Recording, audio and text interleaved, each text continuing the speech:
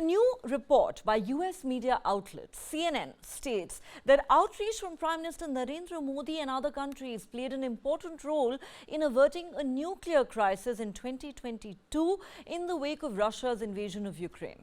The report says as the Russia-Ukraine conflict raged in 2022, the United States started preparing rigorously for a potential nuclear strike by Moscow against Kyiv in what would have been the first nuclear attack in the world since the US dropped atomic bombs on the Japanese cities of Hiroshima and Nagasaki during World War II nearly 80 years ago. The Biden administration was specifically concerned that Russia might use a tactical or battlefield nuclear weapon. Amid those fears, the US sought to enlist the help of non-allies, including India, to discourage Russia from such an attack, says the CNN report. A senior Biden administration has been quoted as saying, "One of the things we did was not only message them directly, but strongly urge press, encourage other countries to whom they might be more attentive to do the same thing." Now, US officials say outreach and public statements from Prime Minister Narendra Modi and other leaders helped avert a crisis.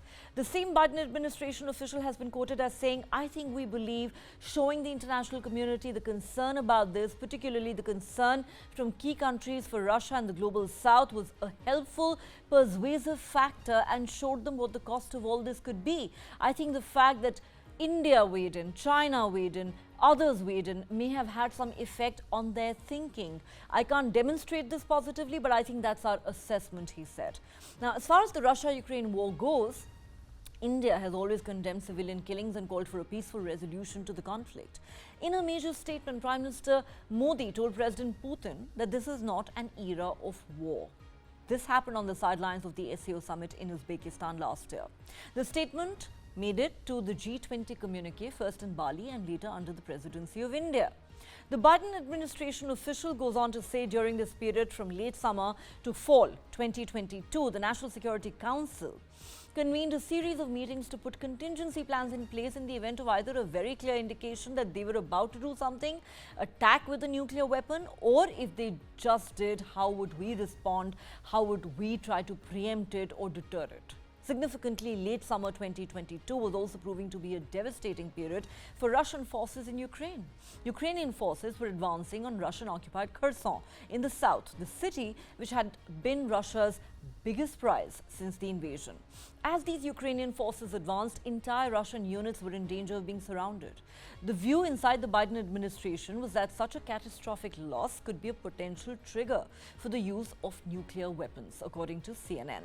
Also at the same time, Russia was allegedly circulating a new false flag story about a Ukrainian dirty bomb, which US officials feared could be intended as a cover for a Russian nuclear attack.